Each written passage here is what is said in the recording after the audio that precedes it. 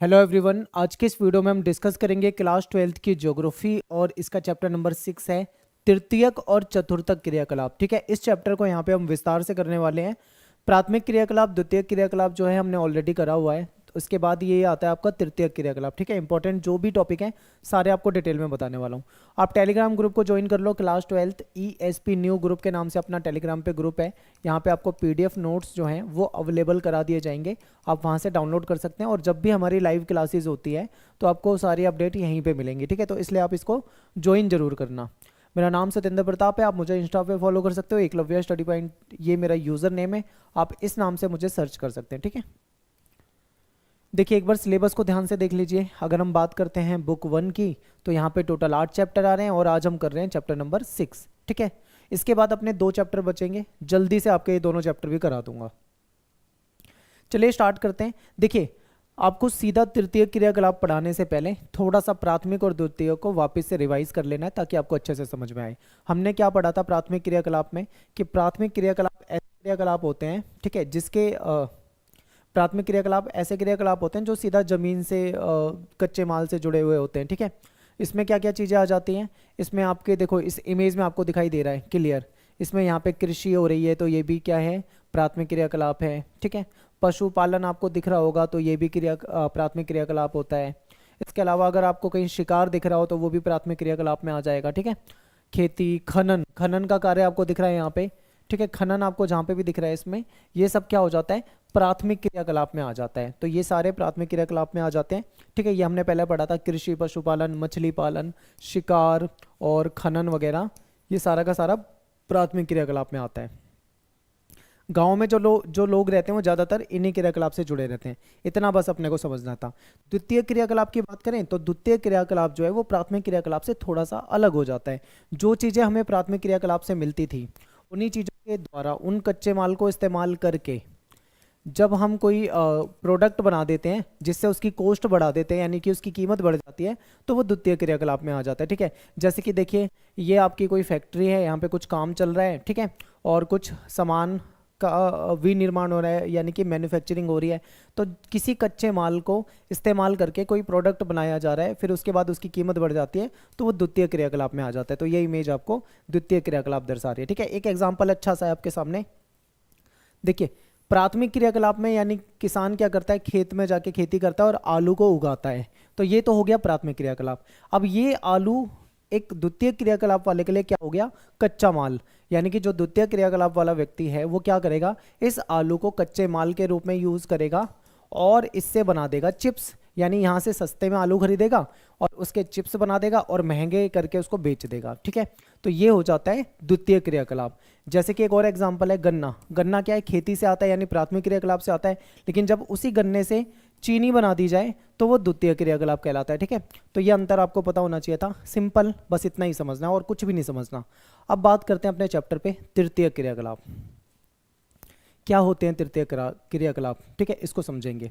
तो देखिए, तृतीय क्रियाकलाप जो होता है मेनली ये सेवा सेक्टर वगैरह जो होता है इससे रिलेटेड होता है। तृतीय क्रियाकलाप का निष्पादन जो है वो कुशल श्रमिक, व्यावसायिक दृष्टि से प्रशिक्षित विशेषज्ञ और परामर्शदाताओं के द्वारा होता है। इसका मतलब क्या होता है कि जो तृतीय क्रियाकलाप में जो लोग होते हैं वो कुशल श्रमिक होते हैं। कुशल श्रमिक का मतलब होता है, आप इसको स्किल्ड लेबर मान सकते हैं। ठीक है, ऐसी लेबर जो स्किल्ड है, जिसने कुछ सीख रखा हो, यानी कि जो व्यावसायिक दृष्टि से अगर देखें तो उसने ट्रेनिंग ले रखी होगी। ठीक है, या उस चीज़ में वो एक्सपर्ट होगा। इस तरीके के जो काम हो जाएंगे वो तृतीय क्रियाकलाप में आ जाते हैं। तृतीय क्रियाकलाप में उत्पादन और विनिमय दोनों शामिल हो जाता है। ठीक है, उत्पादन इसमें किस चीज़ का होगा, कोई चीज़ नहीं बनाई जाएगी बल्कि इसमें सेवाओं का उत्पादन होगा, विनिमय भी होगा, इसमें व्यापार वगैरह भी होगा। ठीक है, तो ये भी तृतीय क्रियाकलाप में होगा। तो ये आपको इतना समझना है। अब उत्पादन की बात कर लेते हैं। उत्पादन का मतलब यहाँ पे ये मत समझना कि आलू से चिप्स बना रहे हैं, वो तो हमारा द्वितीय क्रियाकलाप में था। उत्पादन का मतलब है सेवाओं के उत्पादन से। ठीक है, यानी सर्विसेज के। तो उत्पादन में सेवाओं की उपलब्धता होती है जिसका उपभोग किया जाता है। ठीक है, और विनिमय की बात करें तो विनिमय में आपका व्यापार आ जाता है, संचार, कम्युनिकेशन, परिवहन, ये सारी चीज़ें आ जाती हैं। तो हो सकता है अगर आपको यहाँ पे समझने में थोड़ा सा डाउट हो, थोड़ा मुश्किल लग रहा हो, तो बिल्कुल ना घबराएं, ये बस इंट्रो है। आगे एक एक टॉपिक करवाऊंगा, बिल्कुल ईजी चैप्टर है, एकदम सिंपल, आपको अच्छे से समझ में आ जाएगा। ठीक है, तो तृतीय क्रियाकलाप में क्या होता है, सीधा सीधा आपको समझना है कि संचार जो है ये भी तृतीय क्रियाकलाप में है, व्यापार भी तृतीय क्रियाकलाप में आ जाएगा। ठीक है। सेवा जो है वो भी तृतीय क्रियाकलाप में आ जाएगा। सेवा क्या है वो भी आगे हम देखने वाले हैं, डिटेल में समझेंगे, ठीक है। देखिए, तृतीय क्रियाकलाप में मूर्त वस्तुओं के उत्पादन की बजाय सेवाओं का व्यावसायिक उत्पादन सम्मिलित होता है। यानी इसमें मूर्त वस्तु नहीं बनती। मूर्त वस्तु क्या होती है? मूर्त वस्तु जो आपको दिख रही हो, जिसको आप खरीद के ला सकते हैं। जैसे मान लो आप कहीं मार्केट में जाते हो, कोई खिलौना खरीद के लाते हो, तो क्या है वो एक तरह से मूर्त वस्तु है, आप उसको देख सकते हो। लेकिन जो यहाँ पे मूर्त वस्तुओं का कोई उत्पादन नहीं हो रहा, बल्कि यहाँ पे सेवाओं का उत्पादन होता है, ठीक है, सेवाओं का व्यवसाय होता है, तो इसको हम कहते हैं तृतीय क्रियाकलाप, ठीक है। अब देखो, सिंपल यहाँ से आपको समझना है, तृतीय क्रियाकलाप में आपका व्यापार आ जाता है, सेवाएं आ जाती हैं, ठीक है, परिवहन आ जाता है, संचार आ जाता है। अब ये तो आपको सिंपल लग रहा होगा, सेवाओं में कोई कंफ्यूजन हो सकता है, तो सेवाएं समझा देता हूँ, ये आपको और आसानी से समझ में आएगी। देखिए, आप मान लीजिए कहीं पे कोचिंग में जाते हैं और कोचिंग में पढ़ते हैं, तो एक टीचर होगा, ठीक है, और आप स्टूडेंट हो। जो आप टीचर को फीस देते हो, यानी जो आप पेमेंट करते हो, ठीक है, पैसा देते हो, उसके बदले टीचर आपको क्या करता होगा? पढ़ाता होगा, ठीक है। यानी टीचर आपको क्या दे रहा है? ज्ञान दे रहा है, पढ़ा रहा है, वो सेवा है, वो सर्विसेज में आएगा, ठीक है। यानी वो अमूर्त रूप से है, वो आपको दिखेगा नहीं ज्ञान कि कैसे ज्ञान दे दिया, कितना दे दिया, आप उसको नाप तोल नहीं सकते हो, ठीक है। तो ये सारी चीज़ें सर्विसेज में आ जाएगी। इसके अलावा मान लो आप जाते हो बाल कटवाने के लिए सैलून में, आप किसी सैलून में जाते हो, वहाँ पे जाके आप क्या करते हो? बाल कटवाते हो। तो जो नाई जो है, सैलून वाला जो है, वो जो आपके बाल काट रहा है, वो भी आपको सर्विस दे रहा है, ठीक है। आपके घर में मान लीजिए कोई बिजली का उपकरण है, वो ख़राब हो जाता है, आपने फ़ोन करा, उधर से कंपनी की तरफ से वो कोई व्यक्ति आया, ठीक करके चला गया, वो भी क्या है? सर्विसेज है, सेवा है, ठीक है। तो ये सारी चीज़ें सेवाएं में आ जाती हैं। चाहे आप किसी वकील से परामर्श लेते हो, उसके बदले फीस चुका रहे हो, तो वो भी आपकी सेवा में आ जाती है, ठीक है। तो ये सारी चीज़ें क्या है? सेवा में आ जाएंगी, ठीक है। चिकित्सक डॉक्टर के पास जाते हो, वो आपका ट्रीटमेंट कर रहा है, वो भी सर्विसेज में आ जाएगा, सेवा में आ जाएगा। व्यापार और वाणिज्य, इसको देखते हैं। देखिए, व्यापार के अंतर्गत वस्तुओं का क्रय विक्रय होता है, ठीक है। व्यापार में क्या होता है? सीधा सीधा वह कोई वस्तु होती है, उसको खरीदा बेचा जाता है। फॉर एग्जाम्पल के लिए देखो, ये बच्चे हैं, ये किसी शॉप पे जाते हैं, ठीक है, वहाँ से पानी की बोतल या जूस वगैरह खरीदते हैं, उसके बदले क्या करते होंगे? दुकानदार को ये क्या दे रहे हैं? पैसा दे रहे हैं, ठीक है, रुपये दे रहे हैं, उसके बदले में वो क्या दे रहा है उनको? कोई प्रोडक्ट दे रहा है। तो ये यहाँ पे व्यापार है। यहाँ पे किसी वस्तु का क्या हो रहा है? क्रय विक्रय हो रहा है, यानी किसी चीज़ को खरीदा बेचा जा रहा है, ठीक है, सिंपल बिल्कुल।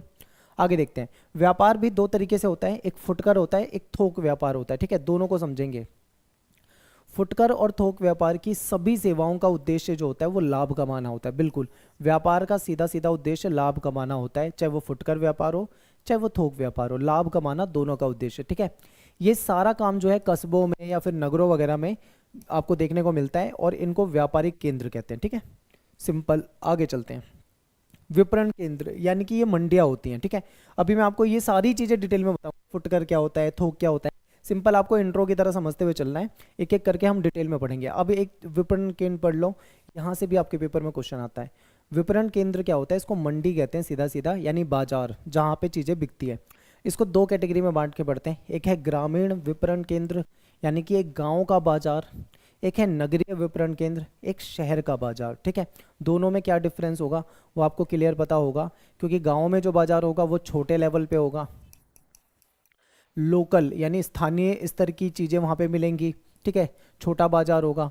लेकिन नगरों का बाजार जो होगा वो बड़ा होगा, वहाँ पे आपको हर तरह की चीज़ें मिल जाएंगी, ठीक है। ये सारी चीज़ें होती हैं। फिर ग्रामीण विपणन केंद्र और नगरीय विपणन केंद्र जो होता है, इसमें क्या अंतर होता है ये आपके पेपर में आता है। अब एक एक करके एक एक पॉइंट को डिटेल में समझते हैं। देखिए, आप थोड़ा सा इमेजिन करो, मान लो आप किसी गाँव में रहते हो, आप किसी गांव के बाजार में जाते हो, तो गांव का बाजार आपने देखा भी होगा, कैसा होता है गांव का बाजार, वहाँ पे आपको क्या क्या मिलेगा, सोचो, वही चीज़ें आपको इसके आंसर में लिखनी है। देखिए, जो गांव का जो मंडी होती है, जो विपणन केंद्र होता है, वो आसपास की जो बस्तियां होती है ना, उसका पोषण करता है। क्योंकि मान लो गांव में कोई बाजार लगता है, तो वहाँ पे खरीदार कौन आएंगे? आसपास के गाँव के लोग आएंगे, ठीक है। तो उन लोगों की जो नीड होगी, जो जरूरत होगी, उसकी पूर्ति करेगा, क्या करेगा? ये गांव का बाजार, यानी ग्रामीण विपणन केंद्र, ठीक है, क्लियर है। अब बात करते हैं सेकंड पॉइंट की। ये केंद्र जो है स्थानीय संग्रहण और वितरण केंद्र की सेवाएं प्रदान करता है, ठीक है। जो लोकल लेवल पे जो चीजें उपलब्ध है ना, आपको वही चीजें यहाँ पे मिलेंगी, ठीक है। यहाँ पे क्या है, व्यक्तिगत और व्यावसायिक सेवाएं जो हैं सुविकसित नहीं होती। आपको कोई व्यक्तिगत या व्यावसायिक सेवाएं ज़्यादा अच्छे तरीके से मिल नहीं पाएगी। गाँव के बाज़ार में ज़्यादा चीज़ें आपको मिलेंगी नहीं, वही आपको बताई गई है। यहाँ पे जो गाँव के लोग होते हैं उनकी जो अधिक मांग वाली वस्तु होती है, यानी गाँव के लोगों को जिस चीज़ की ज़्यादा ज़रूरत होती है वो चीज़ें आपको इस बाज़ार में उपलब्ध हो जाएंगी। ठीक है, अगर कुछ और बड़े लेवल की चीज़ चाहिए तो उसके लिए नगरीय विपणन केंद्र में जाना पड़ेगा। ठीक है, दूर के बाज़ार में मिलता है। अब दूसरी तरफ है नगरीय विपणन केंद्र। इसमें क्या होता है, मान लीजिए आप हो शहर में, किसी नगर में, वहाँ पे जो मंडी होगी, ठीक है, बाजार होगा, वहाँ पे क्या होगा, आप इमेजिन करो और लिखना शुरू कर दो। देखो, ये केंद्र जो होंगे विशेष नगरीय सेवाएं प्रदान करेंगे। यहाँ पे आपको स्थानीय सेवाओं के साथ साथ, स्थानीय सेवाएं तो आपको मिलेंगी, सर्विसेज सारी मिलेंगी, इसके साथ साथ विशिष्ट वस्तुएं भी मिल जाएंगी, विशिष्ट सेवाएं भी मिल जाएंगी जो कि आपको गाँव के बाजार में कभी नहीं मिलती, जो आपको यहाँ पे मिल जाएंगी। ठीक है, ये केंद्र भी निर्मित वस्तुएं प्रदान करता है, बनी बनाई चीज़ों को आपको उपलब्ध करा देगा। ये केंद्र व्यावसायिक सेवाएं, जैसे कि यहाँ पे आपको अध्यापक, वकील, परामर्शदाता, चिकित्सक, ये सारी सर्विसेज मिल जाएगी आपको। बाजार में बड़े बड़े कोचिंग सेंटर मिल जाएंगे। ठीक है, वकीलों के, आपको परामर्शदाता के और चिकित्सक के सारी जो सुविधाएं, सारी की सारी चीज़ें आपको नगरों के बाजार में आसानी से मिल जाती हैं। अब बात करते हैं व्यापार में थोक और फुटकर। मैंने आपको बताया था ना, डिटेल में हम एक एक चीज़ को करेंगे। हमने विपणन केंद्र समझा, ग्रामीण और नगरीय। ग्रामीण में क्या होता है हमने ये समझा, नगरीय में क्या होता है ये समझा। अब व्यापार को समझते हैं। व्यापार जो होता है दो तरीके से होता है, एक होता है थोक व्यापार जिसको हम कहते हैं होलसेल, एक होता है फुटकर व्यापार जिसको हम कहते हैं रिटेल। ठीक है, होलसेल और रिटेल में क्या अंतर होता है ये समझिए। एग्जाम्पल, मान लीजिए आप हो, आपको चाहिए, मान लो आपको चाहिए मैगी। ठीक है, आपको मैगी खरीदनी है। आप कहाँ पे जाओगे, आप अपने पड़ोस की दुकान पे जाओगे। एक शॉप है आपके पड़ोस में, आप वहाँ से जाओगे, आप बोलोगे भाई मुझको 1 या 2 पैकेट या 3 पैकेट, जितनी भी आपको चाहिए होगे इतने पैकेट मैगी दे दो। ठीक है, वो आपको बता देगा भाई इतने रुपए दे दो और ये पैकेट ले जाओ। आप उसको उतने रुपए दे दोगे। ठीक है, यानी आपने पड़ोस की दुकान से जाके खरीदा, तो वो क्या हो गया आपके लिए फुटकर, ये रिटेल वाला हो गया। ठीक है, क्योंकि आपने अपनी नीड के अकॉर्डिंग 1 या 2 या 3 पैकेट खरीदे हैं, ये रिटेल कहलाता है। ठीक है, होलसेल में क्या होता है, होलसेल में बल्क क्वांटिटी, यानी बहुत बड़ी संख्या में खरीदा जाता है। जैसे दुकानदार जो है, अब जिस दुकानदार से आप खरीद के लाए हो 12 रुपए का पैकेट, वो दुकानदार 12 का थोड़ी, उसको तो वो बहुत कम का पड़ा होगा, 2-4 रुपए का उसका जो भी मार्जिन होगा वो सस्ते में लेके आया होगा, लेकिन वो लाया होगा होलसेल मार्केट से जहाँ पे वो बल्क में लाया होगा। आप तो 1 या 2 पैकेट लेके चले आए, लेकिन वो 50 पैकेट, 100 पैकेट, 200 पैकेट, ठीक है, इतने बड़े बड़े ऑर्डर देता है। हो सकता है बहुत बड़ी दुकान हो तो वो और ज़्यादा बड़ा ऑर्डर देता हो, यानी वो जो चीज़ खरीदता है ना वो उसको होलसेल प्राइस में मिलता है। होलसेल प्राइस, होलसेल इसी को कहा जाता है। ठीक है, होलसेल वाले जो होते हैं वो बड़े लेवल पे चीज़ों को बेचते हैं। ठीक है, फुटकर क्या होती हैं, आपको लोकल लेवल पे मिल जाती हैं चीज़ें। तो ये दोनों ही क्या होते हैं, व्यापार के टाइप्स हैं। थोक व्यापार को समझते हैं थोड़ा डिटेल में। देखिए, थोक बाजार का गठन जो है ये बिचौलियों, सौदागरों के द्वारा होता है। बिचौलिए क्या करते हैं, देखो कोई बड़ा मैन्युफैक्चरर है जो किसी प्रोडक्ट को बनाता है, मान लीजिए ये कोई कंपनी है जो क्या कर रही है, किसी चीज़ को बना रही है। ठीक है, यहाँ पे एक व्यक्ति है जो कि क्या है, बिचौलिया है। ये बिचौलिया क्या करता है, डायरेक्ट इस मैन्युफैक्चरर से, यानी जो कंपनी बना रही है उससे सीधा चीज़ों को खरीदता है।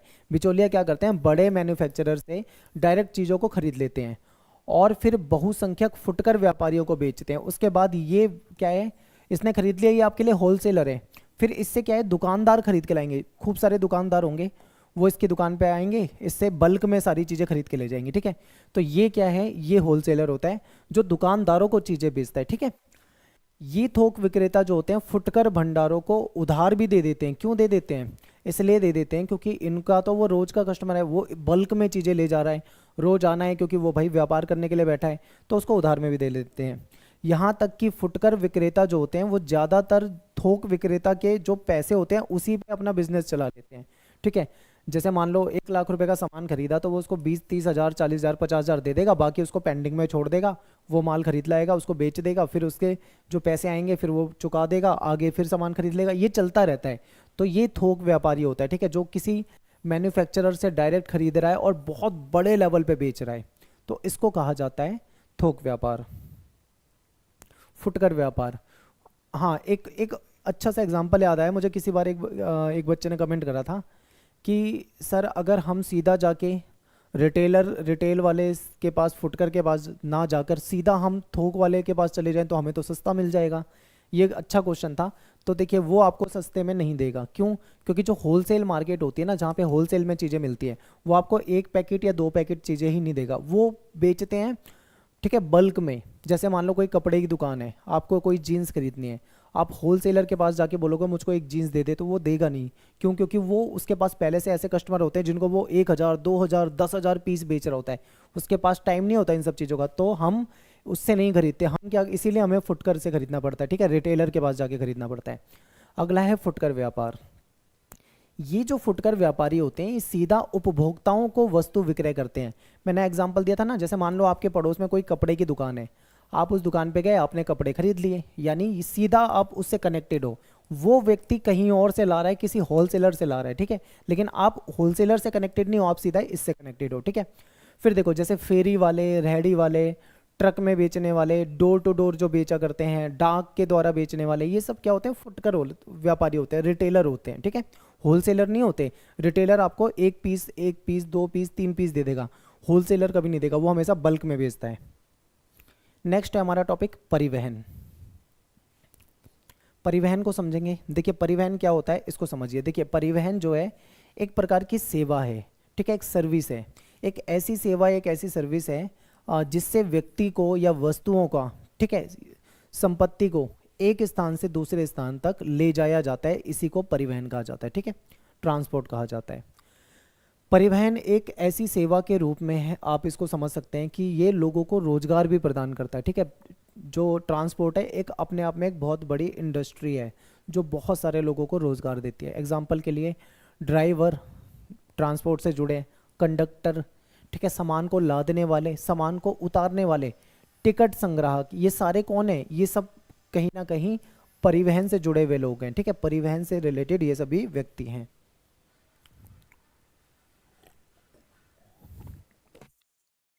आगे देखिए, इस तरह सभी प्रकार की परिवहन सेवाओं में भारी संख्या में लोग जो हैं लगे होते हैं, लोगों को बड़े लेवल पे रोजगार मिल जाता है।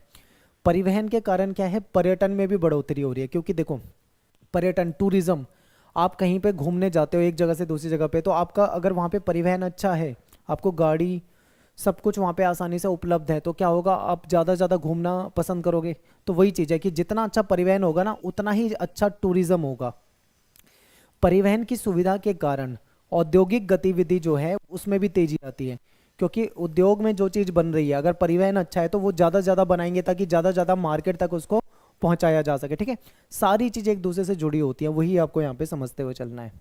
फिर नेक्स्ट टॉपिक है हमारा संचार, ठीक है। संचार में क्या होता है? देखिए संचार सेवाओं में शब्दों को या संदेशों को या फैक्ट को, तथ्य को, ठीक है, प्रेषण किया जाता है, यानी एक जगह से दूसरी जगह पहुंचाया जाता है, भेजा जाता है, इसको हम कम्युनिकेशन या संचार कहते हैं। लेखन के आविष्कार ने संदेशों को संरक्षित किया।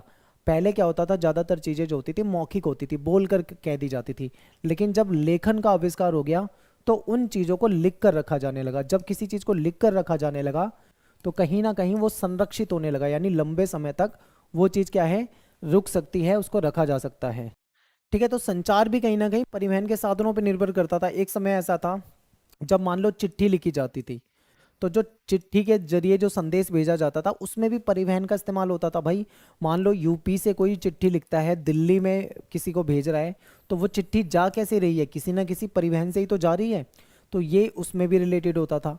और ये वास्तव में हाथ, पशुओं, नाव, सड़क, रेल, वायु, ठीक है, किसी भी माध्यम से परिवहित हो सकता था। हो सकता है कोई हाथ से ले जाए, ठीक है, कोई पशुओं के द्वारा उसको ले जा रहा हो, कोई नाव के जरिए ले जा रहा हो, कोई सड़क के जरिए, सड़क मार्ग से जा रहा हो, रेलवे के जरिए, यानी वायुयान के जरिए ले जा रहा हो, तो कोई भी तरीका हो सकता है, यानी परिवहित तो ये होता ही था, ठीक है।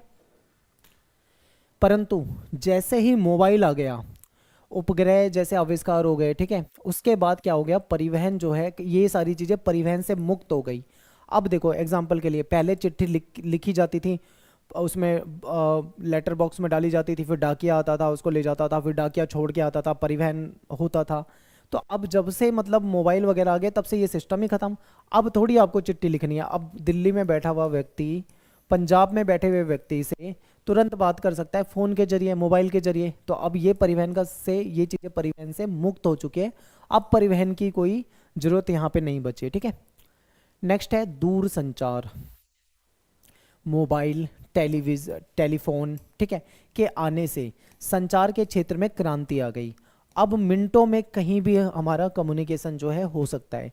देखो दुनिया में कहीं भी कोई भी घटना हो, मोबाइल के जरिए, टेलीफोन के जरिए आसानी से क्या होता है, किसी तक हम उस संदेश को पहुंचा सकते हैं, ठीक है। रेडियो और दूरदर्शन, पूरी दुनिया में समाचार का प्रसारण जो है वो रेडियो और टेलीविज़न ने संचार को कहीं ना कहीं आसान बना दिया है। जब से रेडियो और टेलीविज़न आया है, दूरदर्शन आया है, तब से आप ये लगा लो कि कोई भी दुनिया में घटना हो जाए तुरंत आप टीवी के जरिए, रेडियो के जरिए सुन सकते हो, ठीक है। बिल्कुल मतलब आसान बना दिया है, इसीलिए इसको जनसंचार कहा जाता है, क्योंकि पूरी जनता को दूर दूर तक वो संदेश का लाइव प्रसारण कर दिया जाता है, सभी उसको देख सकते हैं। नेक्स्ट है हमारा समाचार पत्र। जो न्यूज़पेपर होते हैं, न्यूज़पेपर भी क्या है, कहीं ना कहीं पूरे विश्व में संदेश को पहुंचाने का एक माध्यम बन गया था, ठीक है। इसके जरिए भी क्या होता है, संदेश को पहुंचाया जा सकता है। इंटरनेट ने तो क्रांति ही ला दी है। इंटरनेट के जरिए अगर आप मैं इस वीडियो को बना के अपलोड कर रहा हूँ और आप वीडियो को देख पा रहे हैं, तो इंटरनेट है उसमें। व्हाट्सएप पे आप तुरंत एक बटन दबा देते हो, एक क्लिक कर देते हो, सारा आपका मैसेज जो है तुरंत ही पहुंच जाता है। ये सब कैसे हो पाया, इंटरनेट की वजह से। तो इंटरनेट ने भी कम्युनिकेशन को क्या कर दिया, बिल्कुल आसान कर दिया। पहले चिट्ठी लिखी जाती थी, भेजा जाता था, हो सकता है 10 दिन लग जाए, 15 दिन लग जाए। अब एक ईमेल टाइप करना है और क्लिक कर देना है, तुरंत सेकंडों में आपका जो संदेश है वो पहुंच जाएगा। यानी कि कितनी ज़्यादा सहूलियत हो गई है, कितनी ज़्यादा आसानी हो गई है, किसके कारण, इंटरनेट के कारण, ठीक है। तो ये सारी चीज़ें आपको बता देनी है। अब बात करते हैं सेवाओं की। तो सेवाएं मैंने आपको पहले ही बता दिया था, जैसे कोई टीचर है वो टीचिंग कर रहा है तो वो अपनी सर्विस दे रहा है। वकील किसी को कानूनी सलाह दे रहा है, उसके बदले पैसे कमा रहा है, तो वो सर्विस है। डॉक्टर किसी का इलाज कर रहा है, वो सर्विस है। माली, ठीक है, पेड़ पौधे लगाना, धोबी के द्वारा काम किया जाना, संगीतकार, परामर्शदाता, सैकड़ों एग्जाम्पल हैं ऐसे, ये सारे सर्विसेज में आते हैं, ठीक है। ये तृतीय क्रियाकलाप में आते हैं, याद रखना। कृषि, ठीक है, और मछली पालन, ठीक है, कृषि मछली पालन हो गया आपका। ये सारी चीज़ें किस में आती थी, प्राथमिक क्रियाकलाप में। मैन्युफैक्चरिंग जो थी वो किस में आती थी, द्वितीय क्रियाकलाप में। सेवा किस में आती है, तृतीय क्रियाकलाप में, ठीक है। तो ये चीज़ें याद रखनी है। अब बात करते हैं पर्यटन सेवा, टूरिज्म। टूरिज्म भी एक तरह से एक सर्विस है। तो पर्यटन हाँ, सबसे पहले एक क्वेश्चन मुझे याद आ रहा है, ये क्वेश्चन कई बार आपके पेपर में आया हुआ है, ठीक है। तो ये मैं आपको पहले ही बता रहा हूँ, बोर्ड एग्जाम में बहुत ज़्यादा पूछा जाने वाला क्वेश्चन है, इसको रट लेना, ठीक है। देखिए पर्यटन क्या होता है, एक यात्रा होती है, और ये यात्रा जो है ना, ये व्यापार के लिए नहीं होती, बल्कि ये प्रमोद के लिए। प्रमोद का मतलब होता है मजे के लिए, ठीक है, खुशी के लिए की जाती है। पर्यटन में क्या होता है कि लोग अपने निवास स्थानों से, अपने कार्यस्थल से, जो कार्यस्थल है उनका, उससे कहीं ना कहीं टेम्परेरी तौर पर थोड़े समय के लिए दूसरी जगह पे जाते हैं, वहाँ पे जाके मनोरंजन करते हैं, फिर वापस से अपने घर आ जाते हैं, अपने काम पे लग जाते हैं। इसको टूरिज्म कहते हैं। देखा, तो सिंपल है बिल्कुल। आप जैसे गर्मियों के महीने में आपने देखा होगा, गर्मियों के महीने में लोग क्या करते हैं, पहाड़ी एरिया में जाते हैं, शिमला में जाते हैं, ऋषिकेश में जाते हैं, ठीक है। ठंडी जगहों पे जाना पसंद करते हैं, 2 दिन 3 दिन 4 दिन वहाँ पे रहते हैं, फिर वापस अपने घर पे आ जाते हैं। पर्यटन, इसी को क्या कहा जाता है, पर्यटन। किस लिए होता है, ये व्यापार के नज़रिए से नहीं, बल्कि प्रमोद के लिए, यानी खुशी के लिए होता है कि चलो 2 3 दिन इस भीड़ भाड़ वाली दुनिया से निकल के थोड़ा पहाड़ों में जाएंगे, शांति मिलेगी, अच्छा लगेगा, इसलिए ये किया जाता है, ठीक है। टूरिज्म जो है अपने आप में एक बहुत बड़ा व्यापार है। पर्यटन जो है विश्व के प्रमुख तृतीय क्रियाकलापों में महत्वपूर्ण है। इसके अंतर्गत जो पर्यटक होते हैं, जो टूरिस्ट होते हैं, उनके आवास यानी उनके रहने के लिए होटल बनाए जाएंगे, वहाँ पे पैसा कमाएंगे। भोजन की व्यवस्था करना, वहाँ पे पैसा बनेगा। उनको लाना ले जाना, परिवहन होगा, वहाँ से पैसा बनेगा। मनोरंजन और खरीदारी, वहाँ पे जो लोग जाते हैं तो वहाँ पे कुछ चीज़ों को भी खरीदते हैं, तो कहीं ना कहीं वहाँ पे सर्विसेज उपलब्ध कराई जाती है। तो इसके लिए जो स्थानीय व्यक्ति होते हैं उनको नियुक्त किया जाता है, ठीक है। तो इससे क्या मिलता है, लोगों को बड़े लेवल पे रोजगार मिल जाता है, बड़े पैमाने पे लोगों को रोजगार मिलता है। पूरी की पूरी इंडस्ट्री होती है जो टूरिज्म से जुड़ी होती है, ठीक है। तो ये व्यापार भी आ जाता है, इसमें सर्विसेज भी आ जाता है, सारी चीज़ें आ जाती है, तो ये इंपॉर्टेंट है। तो ये भी पॉइंट आपको याद रखना है। अगला पॉइंट है कि पर्यटन को प्रभावित करने वाले कारक। पर्यटन को कौन से कारक प्रभावित करेंगे, तो सबसे पहला कारक है मांग, यानी कि डिमांड। आपको पता होगा कि पिछले कुछ वर्षों में जीवन स्तर में सुधार आया है लोगों के, ठीक है, और उनके पास कहीं ना कहीं फुर्सत का टाइम भी बच जाता है। तो फुर्सत का टाइम भी बच रहा है, इसके कारण लोग क्या करते हैं, कहीं ना कहीं घूमना पसंद करते हैं एक जगह से दूसरी जगह पे, तो उसकी वजह से पर्यटन की मांग बढ़ी है। तो पर्यटन की मांग जब बढ़ रही है तो कहीं ना कहीं क्या होगा, इससे कहीं ना कहीं पर्यटन जो है, टूरिज्म वाला जो क्षेत्र है वो प्रभावित होगा। तो सबसे ज़्यादा क्या प्रभावित करता है, उसकी डिमांड कितनी है ये प्रभावित करता है। सेकंड है आपका परिवहन। अब देखो, मान लो आपने डिसाइड कर लिया कि भाई गर्मियों में हमको कहीं घूमने जाना है, ठीक है, आपने डिसाइड कर लिया। अब आप कैसे जाओगे, तो आप ये देखोगे ना हम कैसे जाएंगे, परिवहन फिर आप ढूंढोगे। परिवहन में ये देखा जाएगा कि भाई बस से जाना है, ट्रेन से जाना है, अपनी गाड़ी से जाना है, कैसे जाना है, ये सारी चीज़ें आ जाती हैं। तो परिवहन सुविधाओं में सुधार हो गया आज के समय में, तो इसके कारण पर्यटन क्षेत्रों का भी कहीं ना कहीं आरंभ हुआ है। बेहतर सड़कें हो चुकी हैं, इसके कारण भी लोग अपनी कार से, अपनी गाड़ी से एक जगह से दूसरी जगह पे आसानी से जा पाते हैं, यात्रा कर पाते हैं। और वायु परिवहन भी आज के समय में काफ़ी विस्तारित हो चुका है। तो अब क्या है, जैसे मान लो किसी को गोवा जाना है दिल्ली से, तो वो तुरंत क्या करेगा, अपनी फ़्लाइट बुक करेगा और वहाँ पहुँच जाएगा। तो सारी सुविधाएं परिवहन की हो गई है, इसकी वजह से भी टूरिज्म क्या होता है, प्रभावित होता है, ठीक है। तो ये दोनों पॉइंट आप यहाँ पे बता सकते हो। अगला देखो, ये क्वेश्चन आपके पेपर में बहुत ज़्यादा पूछा जाता है, इंपॉर्टेंट है, इसको ध्यान से देखिए। क्वेश्चन है कि पर्यटन को आकर्षित करने वाले कारक क्या हैं, कौन सी चीजें हैं जो कहीं ना कहीं टूरिज्म को आकर्षित करेगी। तो सबसे पहली चीज है जलवायु। लोग कैसी जलवायु में जाना पसंद करते हैं, जो ना तो ज़्यादा ठंडा हो ना ही ज़्यादा गर्म हो, ठीक है, ऐसी जगह पे लोग जाना पसंद करते हैं। तो जलवायु वगैरह बहुत ज़्यादा मैटर करती है।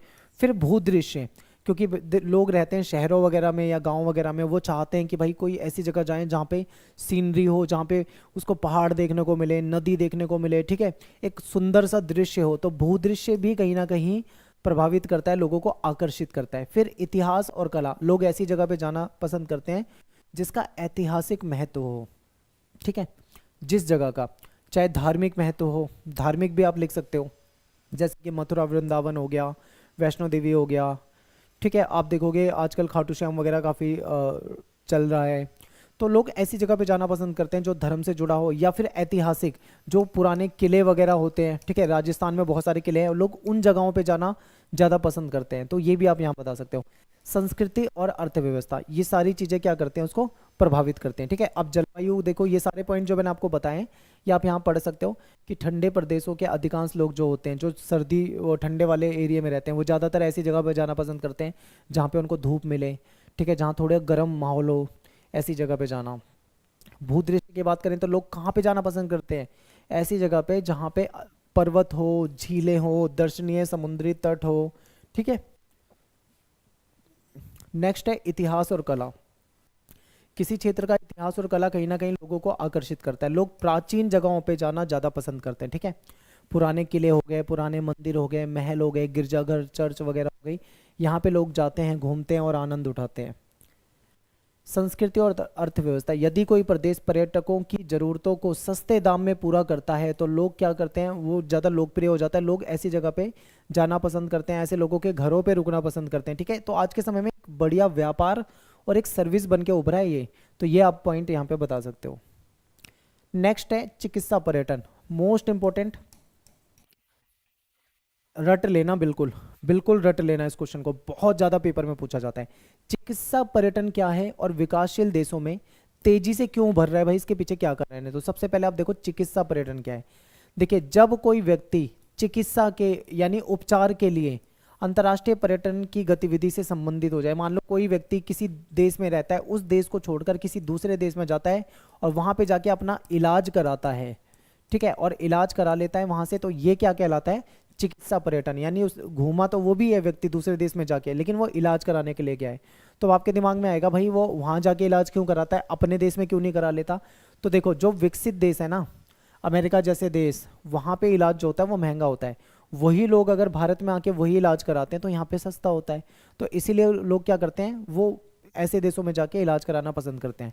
तो अगर भारत को देखें हम, तो विश्व में चिकित्सा पर्यटन में अग्रणी देश बनकर उभर रहा है भारत, ठीक है। और यहाँ पे अलग अलग देशों से लोग आते हैं, भारत हो गया, थाईलैंड हो गया, मलेशिया हो गया, सिंगापुर हो गया, ये सारे ऐसे देश हैं जहाँ पे कहीं ना कहीं लोग तेजी से आ रहे हैं अपने इलाज कराने के लिए, तो ये चिकित्सा पर्यटन हो जाता है, इंपॉर्टेंट हो जाता है। ज़्यादातर विकसित देशों से यहाँ पे लोग आते हैं, ठीक है, क्योंकि उनको अच्छी सुविधाएं मिल जाती है और काफ़ी कम पैसों में मिल जाती है। एक क्वेश्चन है, चतुर्थ सेवाएं क्या है, इससे क्या अभिप्राय है, सीधा सीधा ऐसे क्वेश्चन आ जाता है। एक इसको पूछ लिया जाता है, चतुर्थक सेवाओं को ज्ञानोन्मुख सेक्टर क्यों कहा जाता है, ठीक है, तो ये भी हम देख लेते हैं।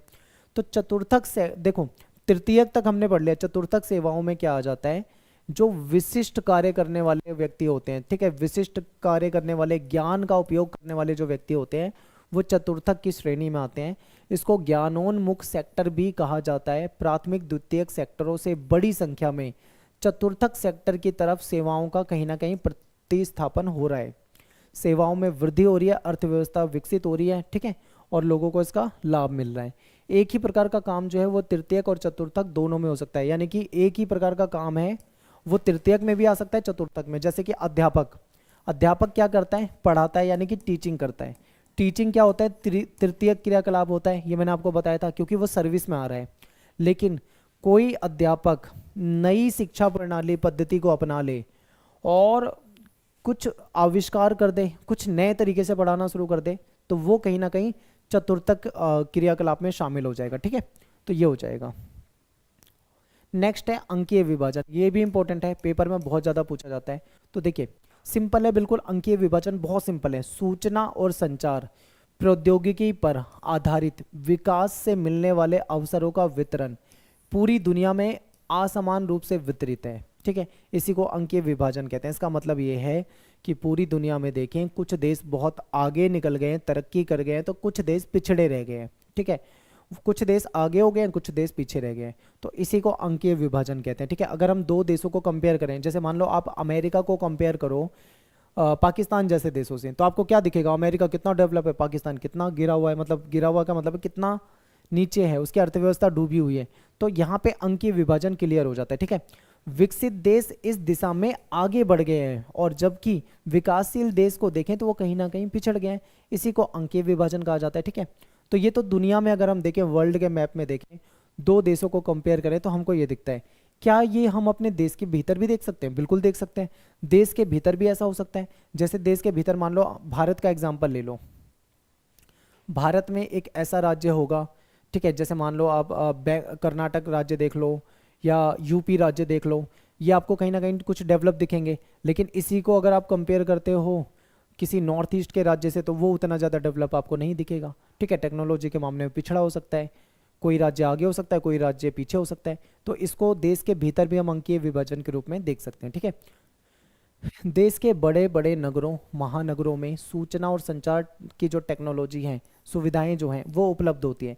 ग्रामीण और दुर्गम क्षेत्र में ये सुविधाएं नहीं होती है। तो आप यहाँ पे भी कंपेयर कर सकते हो, आप किसी शहर को कंपेयर कर सकते हो किसी गाँव से, तो आपको शहर काफ़ी ज़्यादा डेवलप दिखेगा, गांव उतना डेवलप नहीं दिखेगा। तो यहाँ पे भी अंकीय विभाजन हो सकता है, ठीक है, इस तरीके से आप देख सकते हो। नेक्स्ट है पंचम क्रियाकलाप, बहुत थोड़ा सा पढ़ना है, पेपर में क्वेश्चन नहीं आएगा बिल्कुल भी, लेकिन फिर भी आपको पता होना चाहिए। देखिए उच्चतर स्तर के निर्णय लेने, यानी सबसे जो हाई लेवल के निर्णय लेने का काम है, या पॉलिसी का निर्माण यानी नीतियों का निर्माण करने का जो काम होता है, वो पंचम क्रियाकलाप में आता है। पंचम क्रियाकलाप अभी तक के जो हमने पढ़े थे उससे बिल्कुल डिफरेंट है। इसमें क्या होता है, हाई लेवल के निर्णय लेने होते हैं या हाई लेवल की नीतियां बनानी होती है। इनमें ज्ञान आधारित उद्योग जो कि चतुर्थक सेक्टर से जुड़ी होती है, और उससे अगर इसको हम कंपेयर करें तो दोनों के बीच में थोड़ा ही अंतर मिलेगा, ठीक है। तो ये पंचम क्रियाकलाप होते हैं, बस इतना ही याद रखना है, ठीक है। और इसके बाद एक टॉपिक है बाह्य स्रोतन, ये इंपॉर्टेंट है, ये आपके पेपर में पूछा जाता है, ठीक है। बाह्य स्रोतन का मतलब क्या होता है कि जैसे मान लो हमको कोई कार्य करवाना है किसी से, तो हम क्या करते हैं, उसका किसी को कॉन्ट्रैक्ट दे देते हैं। यानी मान लो हम किसी को कॉन्ट्रैक्ट दे देते हैं कि भाई हमको ये काम करवाना है, बता कितने रुपए लेगा, और हमने उसको कॉन्ट्रैक्ट दे दिया, या फिर शुद्ध भाषा में बोले तो ठेका दे देते हैं, कहते हैं ना ठेका देना। जैसे मान लो आपने कभी मकान बनवाया होगा तो हम ठेके पे दे देते हैं काम, तो ये बाह्य स्रोतन ही कहलाता है। बाह्य स्रोतन का मतलब है ठेका देना। इसमें क्या होता है, इसका फायदा क्या है, देखो इससे दक्षता को सुधारने और लागत को घटाने में कहीं ना कहीं ये लाभकारी है, क्योंकि हम जब किसी एक्सपर्ट को ठेका देंगे तो वो काम अच्छे से करेगा तो दक्षता में सुधार आएगा, और वो वेस्टेज को बचाएगा तो कहीं ना कहीं हमारी लागत भी कम हो जाएगी। तो जब हम किसी बाहरी अभिकरण को, अभिकरण का मतलब संस्था है, यानी हम किसी भी पार्टी को, किसी भी संस्था को कोई काम सौंप देते हैं, यानी कॉन्ट्रैक्ट दे देते हैं, ठेका दे देते हैं, ठीक है, तो वो क्या कहलाएगा, आपका बाह्य स्रोतन कहलाता है। बाह्य स्रोतन में कार्य जो होता है वो समुद्र पार के स्थानों पर भी स्थानांतरित कर दिया जाता है, तो इसको हम क्या बोलेंगे, ऑफ शेयरिंग बोलते हैं। अब यहाँ पे एक चीज़ देखिए, अगर ठेका देना भी दो तरीके का है, अगर देश के अंदर ही ठेका दिया है तो ठीक है, अगर वो समुद्र पार कहीं दूर के किसी देश में कहीं और दे दिया है तो वो क्या कहलाएगा, ऑफ शेयरिंग कहलाएगा, ठीक है। तो ये भी आपको याद रखना है, एक लाइन का क्वेश्चन है, हो सकता है पेपर में आपसे पूछ लें, बाकी इससे ज़्यादा कोई क्वेश्चन आता नहीं है, सिंपल आएगा, ज़्यादा से ज़्यादा 3 नंबर में, इससे ज़्यादा नहीं आएगा, ठीक है। तो यहाँ पे अपना जो चैप्टर है वो खत्म हो गया है। आई होप आपको समझ में आया होगा, सिंपल चैप्टर है, आसान चैप्टर है, कुछ भी नहीं है इसके अंदर, सिंपल क्वेश्चन आता है, बिल्कुल साधारण सा, ठीक है, बिल्कुल सिंपल क्वेश्चन आएगा, आप आराम से कर दोगे। तो मिलते हैं फिर आपसे नेक्स्ट वीडियो में, थैंक्स फॉर वॉचिंग, जय हिंद, जय भारत।